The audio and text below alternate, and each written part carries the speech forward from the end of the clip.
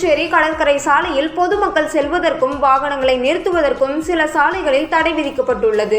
இந்த சாலைகளில் காவல்துறையினர் பேரிகார்ட் போட்டு வாகனங்களை வேறு திசைக்கு திருப்பி விடுகின்றனர். நம் மக்கள் கடற்கரைக்கு செல்வதற்கே இத்தகைய கெடுபிடிகள் உள்ளது. ஆனால் கடற்கரை சாலையில் எருமை மாடுகள் கூட்டமாக நடந்து செல்வதும், ஆதலால் அங்கு விளையாடி கொண்டிருக்கும் குழந்தைகள் மற்றும் முதியோர்கள் அதனை கண்டு பயந்து விலகுவதும், சிலர் அதை கண்டு பயந்து கீழே விழுவதும் நடந்து கொண்டிருக்கிறது. சில நெட்டிசன்கள் சுகர் மற்றும் பிபி அதிகமானதால் கடற்கரை சாலையில் நடைபயிற்சி மேற்கொள்ளும் எருமை மாடுகள் என்று குறும்பாக இந்த வீடியோக்கள் போட்டு கிண்டல் செய்தும் வருகின்றனர்.